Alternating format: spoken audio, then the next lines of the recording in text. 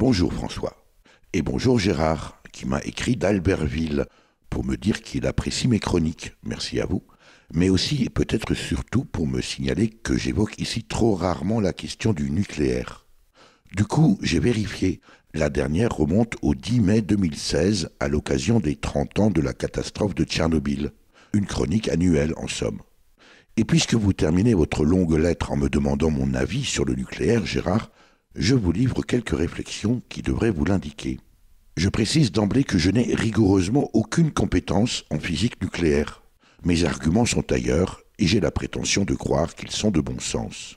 Depuis le début de la mise en œuvre dans les années 60 du programme nucléaire français, on nous explique que nos centrales sont absolument sûres et sans risque. Alors pourquoi en renforcer régulièrement la sécurité à coups de millions ? À propos, Fukushima, c'était le 11 mars 2011, au Japon, le pays de la haute technologie. À Bure, dans la Meuse, où se prépare la gigantesque poubelle nucléaire, on nous explique que les études géologiques prouvent la stabilité du sous-sol pour les 300 000 ans à venir. Hormis qu'une telle affirmation relève de l'art divinatoire et sûrement pas de la science, qui peut garantir en surface 6000 générations socialement et politiquement suffisamment stables pour assurer la gestion de la poubelle ?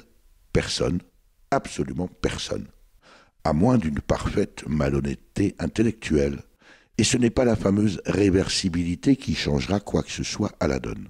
En réalité, celles et ceux qui tentent d'imposer la poubelle nucléaire de Bure sont les mêmes qui ont créé le problème dont on se débarrassait alors en le jetant sans état d'âme au large des côtes somaliennes. Autrement dit, on impose d'abord le problème, puis on impose la solution. C'est d'un cynisme inouï. Au moment même où EDF se targue pourtant d'être le premier producteur européen d'énergie renouvelable. Cherchez l'erreur.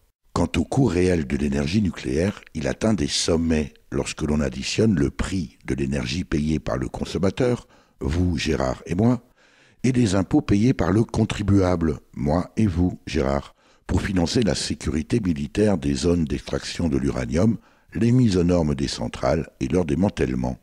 C'est sans doute par souci de transparence que le maire de la bonne ville de Bar-le-Duc, chef-lieu de la Meuse, Bertrand Pancher, ex-UDF, ex-UMP, aujourd'hui radical valoisien, et sans rire, ancien membre de la Commission du développement durable à l'Assemblée nationale, a cru bon de faire adopter, à 6 heures du matin, une délibération de cession du Bois-le-Juc à Landras, décision récemment annulée par le tribunal administratif de Nancy.